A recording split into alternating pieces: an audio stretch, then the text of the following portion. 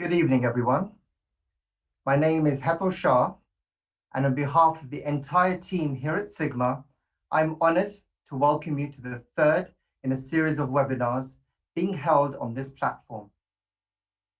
We were overwhelmed with the encouraging and positive feedback from our previous webinars, and we at Sigma are extremely proud to be part of the pharmacy community. As we continue to adjust our lives to the impact of the pandemic, community pharmacies across the nation have been integral with the healthcare sector in their approach and application, often collaborating with other healthcare professionals to ensure their patients are delivered the highest level of care despite challenging circumstances. The pandemic has taught everyone so much about how a collaborative healthcare system can benefit the NHS. So, without further ado, I would like to introduce our host for today's webinar. The Right Honourable Steve Brine is the Member of Parliament for Winchester and Chandler's Ford. He's a former Public Health Minister and active MP serving on the Digital, Culture, Media and Sports Select Committee. Tonight, he will chair our discussion to help us get the most out of our guest speakers' time. Steve, over to you. Thank you very much, Hazel, and good evening, everybody. And thanks for joining us. I know it's a beautiful evening out there, but it's a beautiful evening in here because we have some very special guests and some friends who come to talk to us about the world that we all care so much about, which is community pharmacy. This series of events, Taking Pharmacy Forward, it means what it says on the tin, really. It is about the idea that we have something special here that we want to protect and that we value and that we believe plays an important part in the primary care landscape. And our first session involved the excellent Minister for Vaccine Deployment, Nadeem Zahawi, talking about the role that we may play in that. And tonight we're talking about the role of pharmacy within the primary care landscape, yes, but we're talking about as we move towards what will be a new health and social care bill to become a Health and Social Care Act in due course. And they don't come around very often. The last one came around in 2012. I was very involved in that as a new MP. I sat on the bill committee, which did the line by line scrutiny for that piece of legislation. So there will be a lot of work that goes into that piece of legislation. And we're talking about some of the themes and issues that go around that. So tonight we're thrilled to have with us a good friend who is our Secretary of State, who people often say to me, gosh, I bet you don't miss being a health minister. And I do, of course, but there's somebody who is a health minister times 10, and that's Matt, who has handled himself with the dignity of the gentleman that I know him to be and that I thoroughly enjoyed working with as a Secretary of State throughout this, and has been just a paradigm of cool, and has had the most impossible decisions to take. And Matt, you know that you're welcome. You know you are a friend of ours, and you are a friend of community pharmacy. And thank you for stepping in to do the event tonight. I know you just come out of Downing Street and to come along after what must be a very long day and do this. We appreciate it very much, and we value what you do as a health secretary, and we value your time this evening. So we've also got Mark Leonet from the NPA, the National Pharmacy Association, with us, and they're both going to be speaking to us. But let's start with you, Matt. You're very welcome. We were just saying that this series is called Taking Pharmacy Forward, and this one particularly is looking as we move towards your new health bill, and looking at the way that community pharmacy plays a role as part of that primary care landscape, which I know is a passion that you share alongside myself and everybody on tonight's call. So you're very welcome, and we just wonder if you might say a few words to us at the start about how that's coming together and how you see the role of community pharmacy. Fantastic. Well, thank you very much, Steve, and I hope you can hear me. Will you nod? We can. Yes.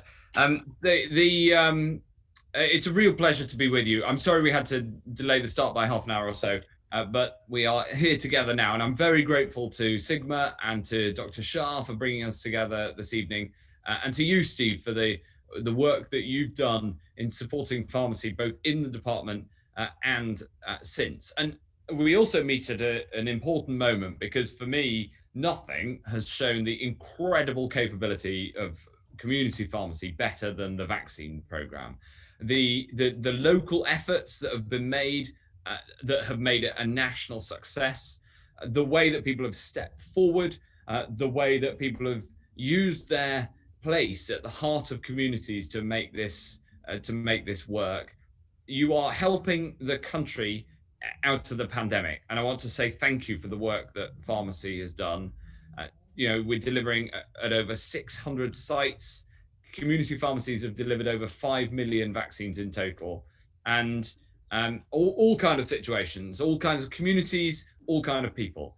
You've reassured people, you've persuaded people, you've made sure that people know that what they're doing is there to keep themselves and their communities safe. And there've been some pharmacies that have done unbelievable work. Cullimore Chemists in London, the Superdrug in Guildford, both of them have been operating a clinic every single day for over 150 days now.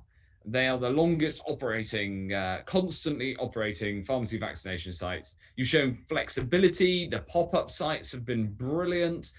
You've shown that you're willing to go the extra mile as well. There was a team of 22 community pharmacists on South Tyneside who at the weekend were vaccinating people and carers who found it difficult to leave the house.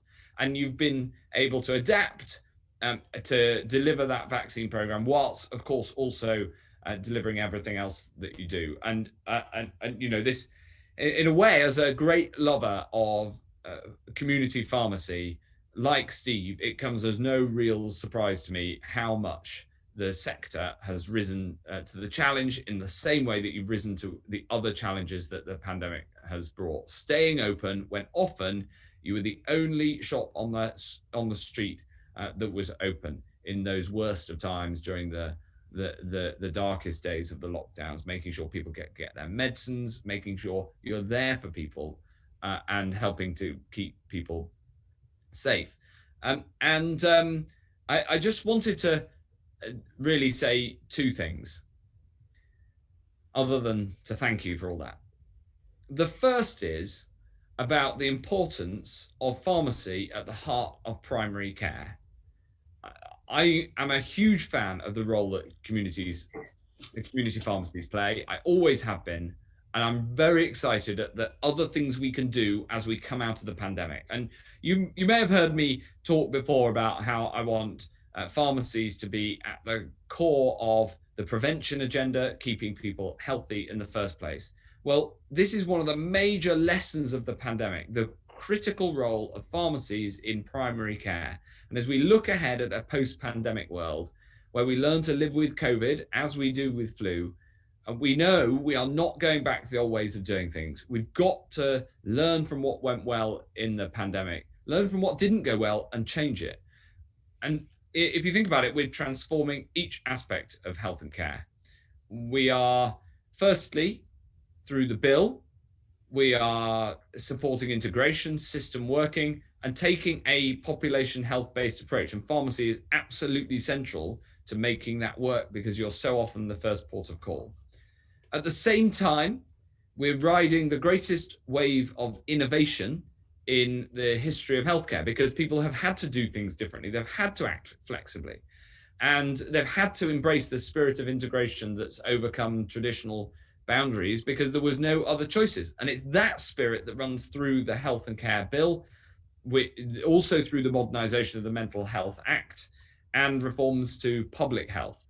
We're reforming right across the board. And the underlying thread that ties them all together is that prevention is better than cure. And you are at the heart of that vision. If you think about it, the changes that we need to make to beat the backlog and also, frankly, to be the best healthcare system in the world, they all involve taking the pressure off the system by helping to reduce demand on the system by helping people to stay healthy in the first place. And whether it is about your advice and care, whether it's about early diagnosis and spotting problems soon, I want to see people with minor illnesses referred to pharmacies. And we know that millions, up to 20 million GP appointments could be referred to community pharmacists each year, and they should be. We know that the revolution of home testing and much more activity in the patient's own home, the citizen's own home, that revolution will roll on, and you have a huge role to play as usually the closest and most convenient point of call. Just imagine what we can achieve with your capabilities in the community if we can pivot the entire NHS to a population health-based approach. And as you provide more and more clinical services, I'm mindful that we need to help to free up more time, especially to deal with high demand and pressures in the winter.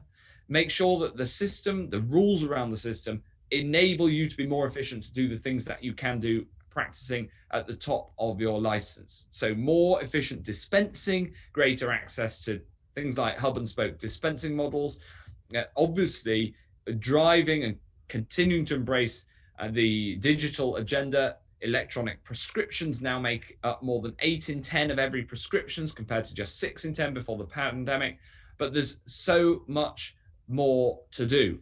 We have to reach as many people as possible with the jabs, with the COVID jabs, and we have to make sure that the way we deliver flu jabs is completely modernized, learning the lessons from the COVID vaccination program and taking pressure off general practice, because we've seen how much pharmacy can step up. So I'm the second thing I wanted to say, after setting out what I think is a very positive agenda with the health and care bill and the drive for population health, is more immediate, which is that we have seen the power from the work that's done so far that vaccines administered by pharmacies as part of business as usual, COVID and flu, help to reach people who were previously unvaccinated and help us to get through the big numbers that we need to deliver. So this is the work that we have immediately in front of us. When it comes to the uptake challenge, we won't rest. And this, because nobody in this country, almost nobody, has had flu now for 18 months, we know immunity will be down, and we've got to deliver the biggest ever flu vaccination program alongside the booster shots for COVID. And I have absolutely no doubt, after everything that's been achieved in the last 18 months, that you can help us rise to this challenge and play a major part in it. Now, I know that Mark, who's going to speak after, and the NPA have a lot of fantastic ideas about what else we can do fully to unleash the potential of community pharmacy, many of which can be found in the NPA's latest work called How We Can Help, which is a pretty straightforward description of the work that pharmacies do. I can't wait to hear these ideas. I want to talk about them. I want to put them into practice. I want to make sure that we make the most of the amazing asset that you're responsible for. Now, I know Steve wants to watch the football. I'm sure lots of you do. I'm very keen to use the remaining time to discuss some of these ideas, take questions. Before I do, I just want to end with this point. We've got a very exciting agenda in front of us with the population health agenda and more immediately with these two huge vaccine programs. But let me just end by saying this. Thank you.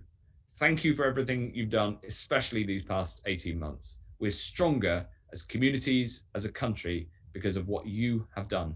You have played your part and made your country proud, and I'm very grateful. Thank you, Matt. As ever, you put it so well. You know you're very strategic, and I know that from working with you, and I think everyone can see that in your role as secretary. You know what you want from community pharmacy, and they want to help. They are the can-do sector. I remember that from my time in office, but also since. Now, there's a couple of questions that I'm going to put to you before we throw it open. But before we just do that, Dean Russell, who is the MP for Watford, the MP for Sigma, which is a member of the Health Select Committee, of course, has just wanted to open us up. Dean, over to you.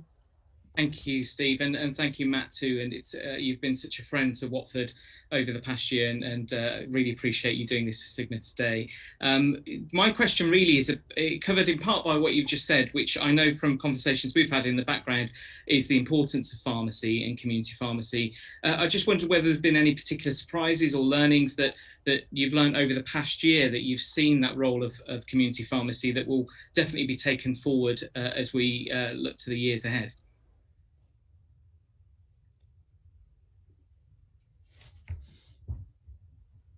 You want me to answer? Oh, sorry. Yes. sorry. sorry, Matt. It was just a question to say, what are there any particular learnings that you've had over the past year about community pharmacy that perhaps you weren't expecting on how they've worked with the? Thank you. Look, the number one learning, I think, is something that you will have known before, but has been the remarkable flexibility demonstrated when we need to do a job, right? And of course, because very largely community pharmacies are businesses, when we needed a pivot and we needed stuff done, it came through. Now, I know there's always tensions in the relationship, because there's always a question of how much we're going to pay for any one individual thing, and that's totally natural to have a commercial relationship. But I want that to be secondary to the mission that we share. That's how I really feel about this. And if we can if we can make sure that is how work is done together, then when there are new things to be done, let's show the flexibility that we saw in the pandemic. And I mean that with relation to the vaccination programs, but I also mean that with relation to I think the huge amount more things that can be done in pharmacy if we make sure that the system, as far as I'm responsible for it, and the mission, as far as everybody's pulling together on it, is focused on people working to the top of their license to do the very best and the most that they can with the budgets that are available. That's what we need to do. Great, Matt, thank you. So a number of members of the pharmacy press are with us, and good friends of us. So chemist and druggist Grace Lewis asked a question. So are you still keen on the French model of pharmacy, which you and I have discussed many times? And have they or any other countries sort of given you inspiration, not just during the pandemic, but before, as to how we can replicate their models into England? Yeah, so look, the French model, the reason I talked about the French model is because so much more early primary care and preventative work is done in pharmacies in France than is normal in the UK. Now, that isn't that it doesn't happen in the best pharmacies, but just the way that it's partly the way that the policy is structured, and it's partly norms of behavior that the primary care within primary care people equate general practice to primary care, but primary care is so much bigger than general practice. I think people just haven't thought about it enough at a policy level, and that's on us. And so I used the French model as a way to try to describe what is now increasingly happening. And what I really need is for you to come to us with the different things that we can change to make it easier to do more and more in pharmacy. Thank you. I think many in pharmacy would say that the healthy living pharmacies are very much already that model, and it's a case of scaling that up across even more pharmacies. So the other question chemists and druggists asked, which I know a lot of people will be interested in, is will pharmacies be commissioned more widely to administer the boosted COVID jabs in the autumn? Now, I know, of course, you haven't yet announced boosted COVID jabs, but you've talked in the House many times about the likelihood of that being necessary. How can they help in that respect? Well, there is going to be a booster program. We haven't set out the details of it, and we're waiting on some clinical results still, not least on the co-administration of flu and COVID, and on clinically which jabs should go to people who've had which first pair of jabs, and also the cohorts, which of the JCVI cohorts should be covered. So we're waiting for those questions to be answered. But I am looking for a big shift in the vaccination program towards delivery through pharmacy. I said this on the Vox on Tuesday morning in answer to a question, but only obliquely, and this gives me the opportunity to explain it a little bit more. We had to move fast to get the COVID vaccination program going. We started with hospitals, we moved into general practice, and then we opened up through pharmacy. And I know lots of you were calling for more pharmacy activity earlier, and you were totally reasonable to do that. We, of course, also had to, in parallel, have a commercial negotiation around that, which is totally reasonable. I expect us, as we do the booster program and this winter's flu, and learning the lessons for the future of how flu and COVID are administered in the medium to long term, that we should move more and more of it towards administration by pharmacies. Firstly, the big pharmacy-run centres have been absolutely brilliant. Secondly, in terms of the use of our clinical capabilities as a country, you want people to be operating at the top of their license, and frankly, we need GPs to be back in surgeries dealing with who are practicing medicine in the normal way, whereas a vaccination can be done by a range of different trained clinicians. And so I want us to, that's very much the direction of travel, but it also has to be value money for the NHS and the taxpayer. Okay, so just whipping through. So pharmacy business, they said, we want to thank the Secretary of State for being such an ardent fan of community pharmacy, and that comes across loud and clear tonight. Could you just touch, Matt, on how the commissioning will work of this wider primary care sector in the new integrated care systems? Obviously, the ICSs are very much the kernel of your new bill. They're very, very important. They're going to be powerful organisations. They're going to be doing the commissioning. Where does this part of primary care fit? Well, they will be, in the first instance, they will be essentially responsible for commissioning those services which are CCG commissioned, and there'll be less statute around how that works, and we'll be moving to a mixed model rather than a tariff model for secondary care. But our goal is to make sure that there is much more focus on and reward for preventative action to stop secondary care episodes, and to ensure that the system, and by that I mean system with a capital S, as in the ICS level, is incentivized to provide for that. Now, there's always going to be we have absolutely no plans to change the fact that there is an overall pharmacy contract and an overall GP contract, and but they will be managed increasingly within a system that is based on population health. Yeah, that makes sense. And then finally, in this section, Rob Darracus, who's the editor of P3 Pharmacy, said this on February the 10th. Prime Minister was on one of the Downing Street conferences and said, in a response to a direct question about the reimbursement of community pharmacies' COVID costs, I want to make sure they're reimbursed as soon as possible. You know all about this issue about reimbursement of costs. I just wonder if there is anything that you can update listeners on in that respect. Well, I thought this might come up, and I know that that the costs were paid for, but there hasn't been that reimbursement. It's something that I'm working on, but I apologise, Steve. I'm not able to say any more on it. No. I totally understand. I just think it would be remiss if we didn't place that on the record at tonight's thing. So believe you me, it is very much. I know it is, and I know Jackie Doyle-Price, who's listening on the call, who chairs the all-party group in Parliament, has raised this with you on one or two occasions, I suspect. In fact, I know. So Mark Leonette from the MPA is going to say a few words, Matt. I think it's great for you to hear what Mark has to say towards the publication of that document that you referred to when that comes out. Mark, would you just like to say a few words for a few minutes? And the Secretary of State is obviously listening in. Yes, absolutely. Thanks, Steve. And I also want to thank, if I can, just in a couple of seconds, thank Barrett and Hattel and the fabulous team at Sigma for hosting all these webinars. One of the things that strikes me with our members all the time is there's so much going on in pharmacy and the wider health service.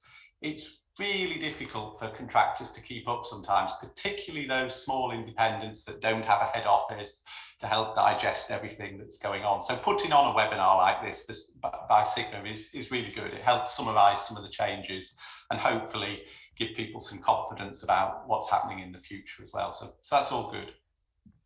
The other thing I wanted to say, and I don't want to dwell on the event that we had planned in March that we ended up having to abort, but I do want to mention that we had Lord Pryor scheduled to join us that night as well, and obviously we've got Matt and Secretary of State joining us tonight.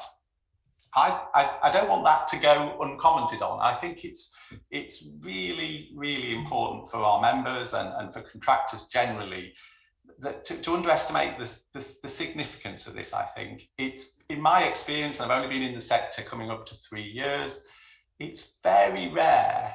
It's pretty rare occasions really when we get senior leaders, whether that's ministers, NHS England leaders, whether that's non-execs like David Pryor or the executives like Simon Stevens. Very rarely do we get that attention focused on community pharmacy, and I know a little bit about why Matt's been delayed tonight. You know, it's an absolute honour to have Matt turn up at 7 o'clock after the sort of day I can only imagine he's had today, and I think we've got to take that as a really good sign of growing recognition, as Matt said so eloquently already, that both the existing role that community pharmacy is playing, but also the potential role in the future. I do want to say, just to make a couple of points, Steve, before we get into discussions about the document, and I think I have to say this by way of context, really, that I think the messages coming out of NHS England and the government regarding the future of community pharmacy are sometimes mixed. You know, we've had tonight some fantastic, absolutely fantastic messages from Matt, and absolutely credible and sincere. I absolutely think that. And sometimes they go a little bit further than being mixed. The messages are sometimes contradictory, and that can be a problem, because it doesn't give members the certainty and the confidence to plan for that future and to get engaged with the ICS structures as they develop and to be part of that big change in the health service. I'm often reminded of that, and it is a very overused quote, isn't it? But you know, that Charles Dickens quote, it was the best of times, it was the worst of times. You know, we've had some incredible positive messages from Matt regularly throughout the pandemic, from Joe Churchill, Pharmacy Minister, and indeed actually the Prime Minister, as Rob Darracot's referred to there in February, talking about funding for the sector, and in fact doing a lot more than talking about funding, recognising the value of all that pharmacies have done during the pandemic. There's been lots of recognition that we're an underused asset in terms of the clinicians that our pharmacists represent, and we need to make more of that, as Matt again has said tonight. And I hope Matt won't mind me saying that before that seminar in March, Lord Pryor had actually reached out to all the employer bodies in the sector, looking for ways to solve some of these challenges that the NHS clearly has, that we all know so well. So there's been, I mean, members have often said to me, our political profile or our presence has possibly never been so high. They do feel that Matt and colleagues are absolutely recognising the work that they do and setting out a desire to do more and to have people operating at the top of their licence.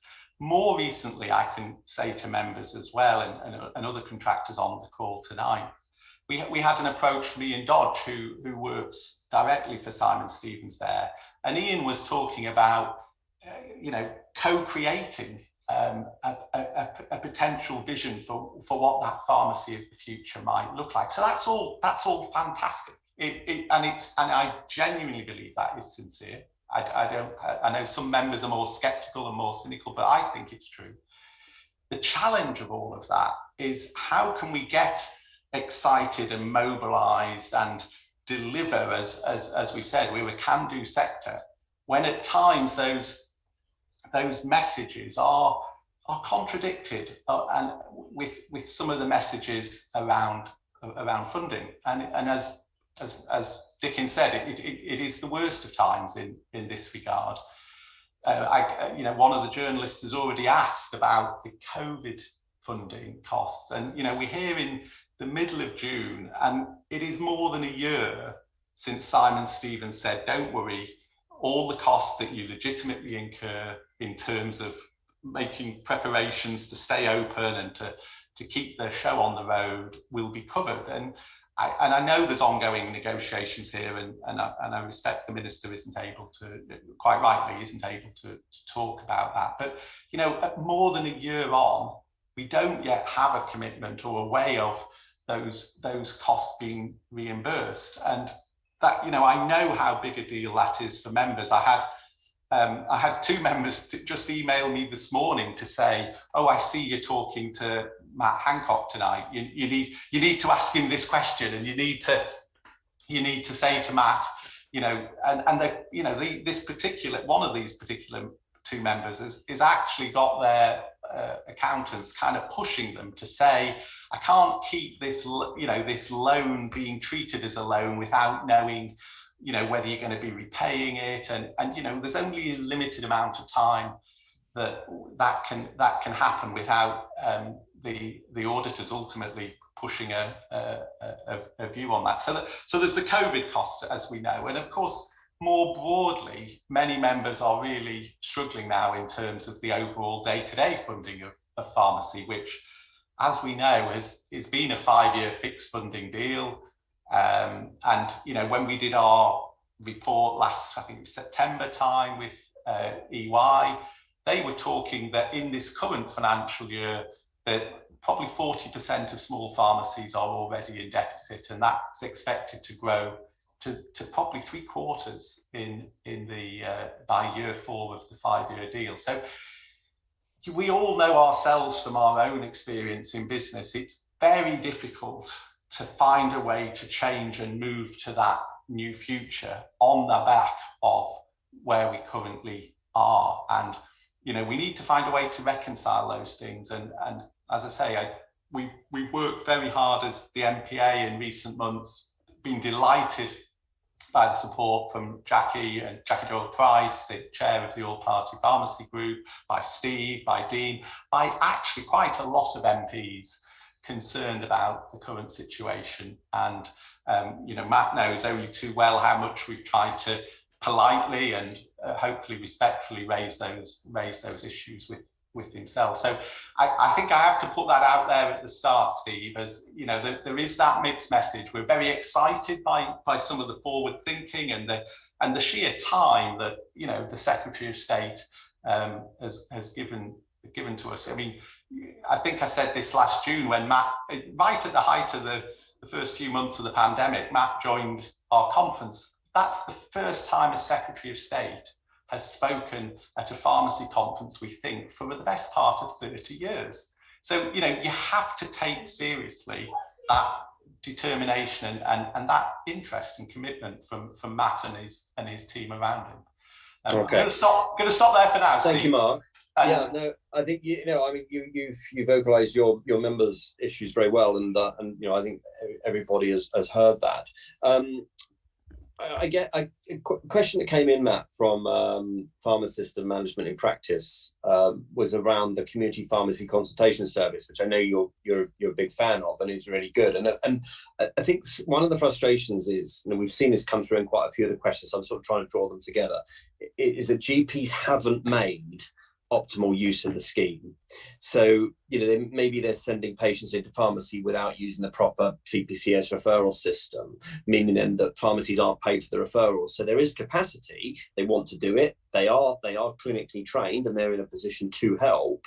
But I think sometimes there is a feeling in practice out in the primary care system that they're not being used properly, and then they're not getting reimbursed for it. And the legislation is an opportunity for that. Do you recognise what I'm saying about that, the service?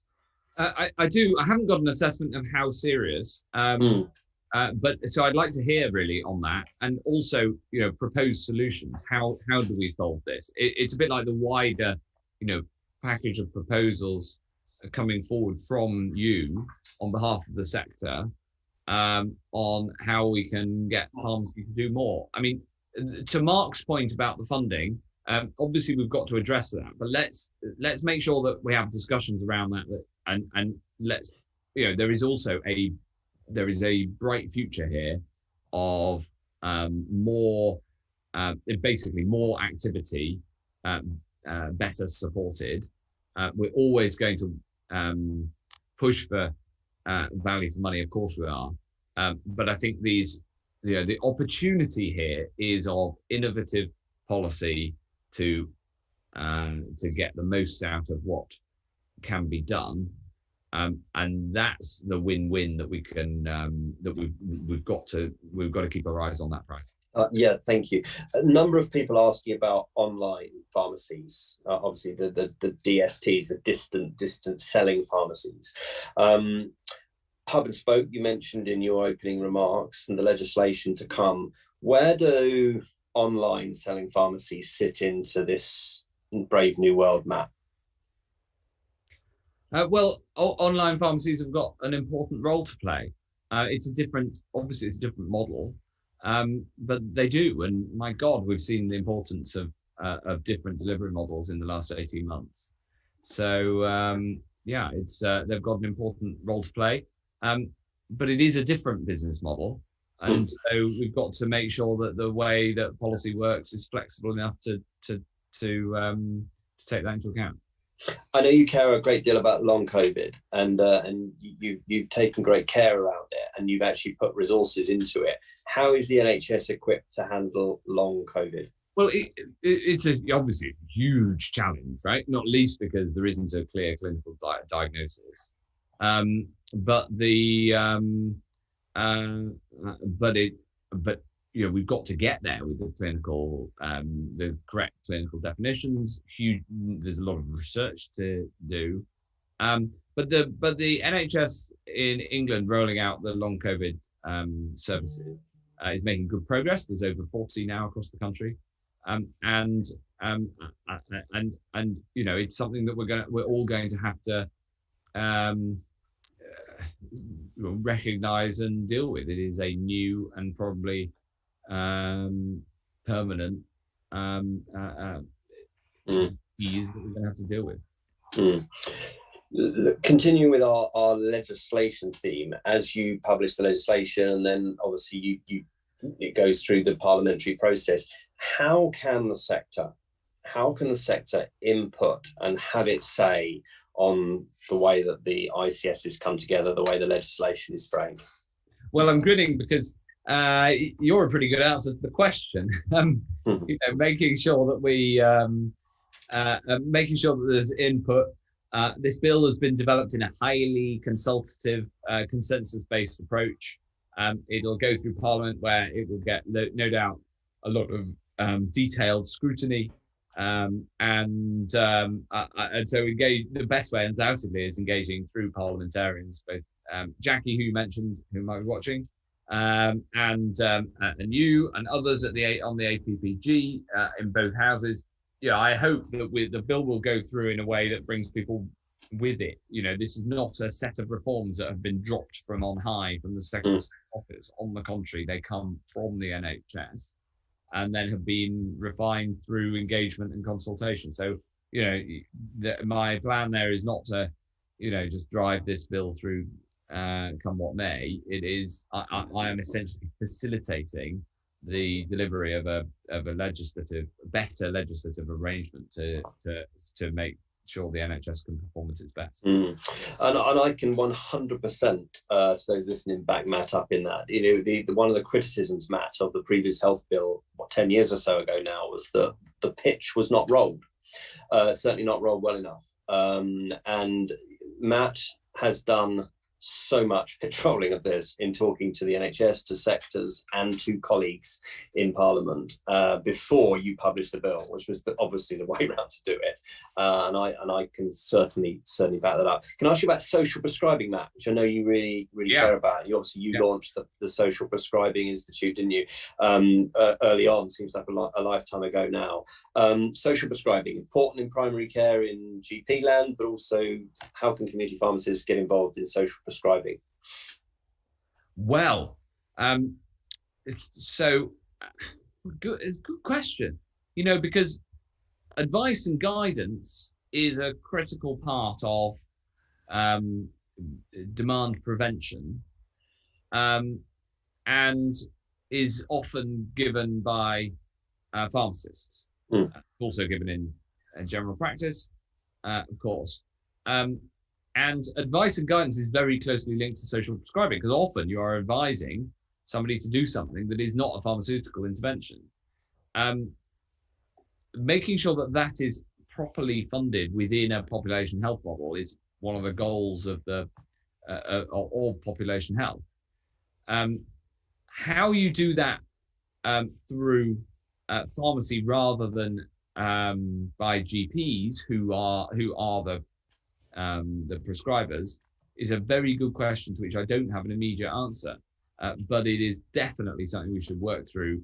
It's not really for the bill, it's for how the bill then operates, because of course the bill provides for a framework for population health, not for the exact operation of it. And anyway, it will operate differently in different places according to local need.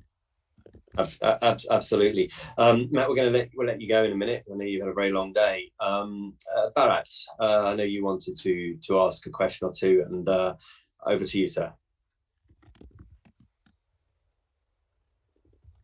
Thank you, Steve. Thank you, Secretary of State. My question is that the community pharmacy are totally confused with the remuneration from the NHS. The remuneration is the best incentive, I feel, to make ICS or the health bill successful. The process is very complicated to understand and many times based on averages across the profession. In my opinion, the multiple pharmacy sector is fine with averages, but the independent sector struggles with averages. Do you agree? And if so, is there a solution from the department? Well, that's absolutely something that we can work on, and I would urge you to come to the to do that. So I can't propose an answer right now, Dr. Shah, but it clearly needs the work. Thanks, Matt. Matt, can I just ask you about the compulsory vaccination policy, which I know you announced last week, which I think around care home staff, which I think is absolutely the right thing to do. You were asked in the House, obviously not everybody will have heard that, I know this is hard to believe, but around compulsory vaccinations for the rest of the NHS, so within hospitals, but also within pharmacists. What is your thinking around that? Yeah, we're going to consult on this, because both on how it can be done, but also the boundary, because of course pharmacists are part of the NHS, but not a directly employed part of the NHS, and are in some NHS schemes and not in others, but are also absolutely crucial in citizen-facing, patient-facing roles, but as not as direct employees, it is not as straightforward as in, say, a hospital setting. So there'll be a consultation on this, and we'll address it carefully and listen to views. Yeah, no, I can see that's difficult. And just finally, you were on the radio yesterday morning, which was reported on the news last night. You were hopeful around July 19th as your next checkpoint. Just wanted to give you an opportunity to talk a bit around how you see things, how we're getting on a week on with our massive race between vaccine and virus. You've announced some pretty impressive figures today, which you might like to give voice to. Well, we've now hit 60% of all adults have been vaccinated. We said on the was it the 14th? We said a week ago when we delayed the opening that we would aim by the 19th of July to have double vaccinated around 2/3 of the population. We think that's what's needed in order to keep people safe enough to continue with the reopening, and we are well on track for that. So that's great. But the central thing is the science works, right? The vaccine is saving lives, and everybody can be very proud of the part that they're playing in that. and community pharmacy not least of all. Listen, Matt, thank you so much for your time, and I really appreciate it. I know it's been a crazy 15 months and a crazy day, I'm sure, as every day is, but we really appreciate you giving us the time, and as ever, being candid and being open and listening. A lot of comments coming in on the YouTube channel around the social prescribing conversation, which we sort of kicked off. We seem to have opened a Pandora's box here. A number of people talking about things that they're already doing, and pharmacists, prescribers, people who are proposing to send forward some of the work that they've done and some of the blueprints they've done. So it seems that there is stuff out there which you can learn from, and I will channel that into your team at DHSC, which I hope will be helpful. But thank you very much for joining us this evening. Fantastic. Thank you very much for having me. See you again. God bless. Thanks, Matt. Thank you very much. Mark, reflections on the conversation. I mean, you certainly made your point loud and clear around remuneration, and that is one of the themes that's coming through on the YouTube conversation. Reflections on what was a very candid discussion with Matt this evening, as usual. Yeah, I think Matt has been fantastic for the sector, if I'm honest, Steve. I think you know, he's been true to his word. I think the challenge for all of us is, and you know, you can't the nuances of how government works and how money is decided and everything. Obviously, you can't expect all contractors to be fully versed in that, but you know, I think we've had very supportive ministers at the Department of Health in terms of trying to resolve these funding issues, and hopefully we're not too far away from something that's acceptable, particularly on the reimbursement thing. You know, you can always have, as Matt said there, you can always have a very robust discussion around what's the right amount of payment for future services before you deliver them. But it's very difficult when people have expended funds and the money hasn't been reimbursed. I think, you know, Simon Jukes at PSNC is very good and very eloquent on that challenge. But I think Matt, and I know Joe Churchill is speaking at our conference in a couple of weeks' time, setting out some of those thoughts, expanding on some of those thoughts more. You know, there is a powerful vision there. It would be good sometimes if that vision was also reinforced by our colleagues at NHS England in quite the same visible way. I think that's possibly something they could do a little bit more of.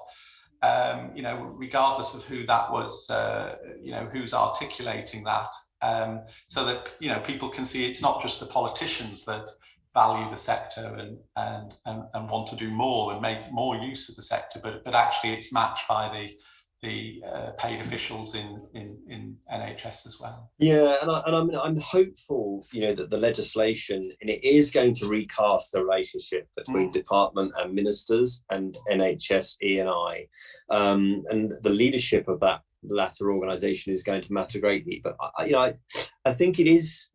I'm going to be honest and say that, you know, Matt volunteered to come tonight because NHS England couldn't. Let me put it in that diplomatic way, because he wants to engage, and he knows that it's his job to do so. I'm not sure everybody across the piece knows it's their job to do so too, and I've got that loud and clear from you tonight, and I think Matt got that loud and clear from you tonight. He was the one when I said I can't get other organisation to be part of this tonight. He was the one who volunteered to come and do this, and I think that is huge credit to him. And when the fact that he is the first Secretary of State to address your conference in 30 years is surprising even to me. But you know, when he joined the department as a Secretary of State, he sat down with me, and I was still the minister then, and he said, you know, what's on your desk? You know this better than me right now. What's on your desk? And when I told him that one of my passions, one of my areas was community pharmacy, you know, he was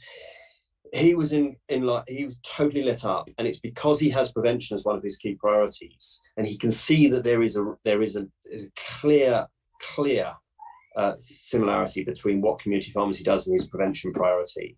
And so, you know, I think you have a real friend there in that Secretary of State, and I think that will continue, you know, long after he's not. He won't be Secretary of State forever. Even Jeremy Hunt stopped after a while, but you know, you have that. On the social prescribing conversation tonight, Mark. Would you like us to follow that up, Steve? I think there's a number of things Matt said that we will certainly be following up with him, sending him a bit more information. And when we do publish our new document, as you were saying earlier, then it's great that Matt's already seen it, and that's great. That's great success that ministers are so keen that we haven't even published it yet. So all good stuff. All good stuff. Well, I WhatsApped to him, but he is the soul of discretion. When do you think you will be publishing that? We're publishing it at the conference in a couple of weeks' time, when Joe Churchill's speaking as the main keynote, and we do actually have folks from NHS actually there as well, which is really good.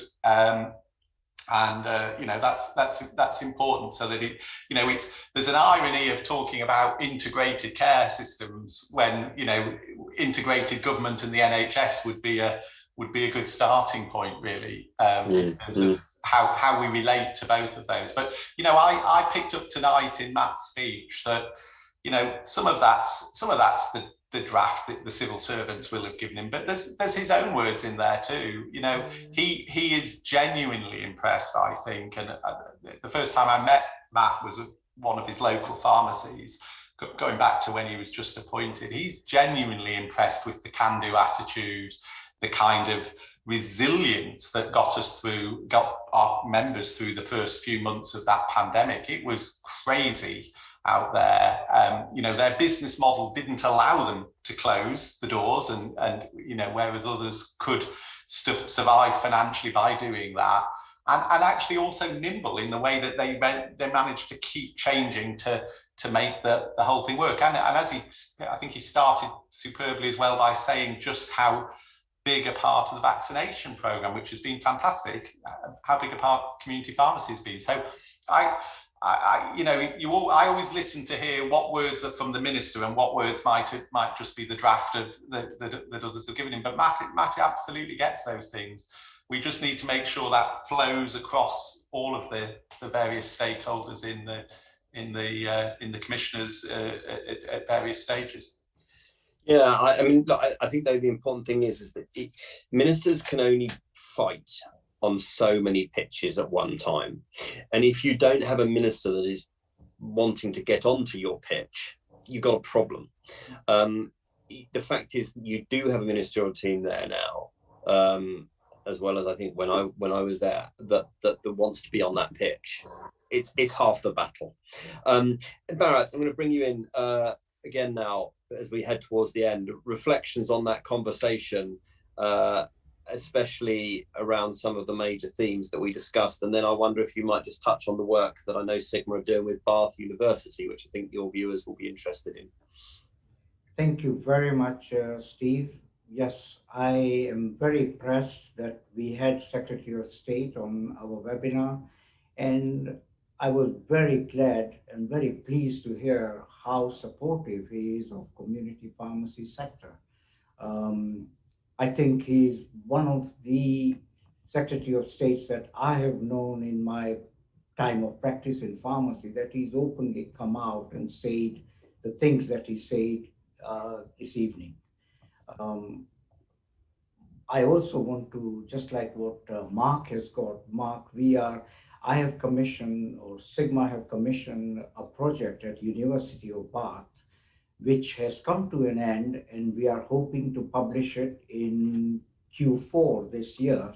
And this project is the model of pharmacy in year 2025 in the UK. And this project has been done with the School of Pharmacy, the School of Social Sciences, and the School of Management. So not only the laws, the financials, but also the profession is taken care of.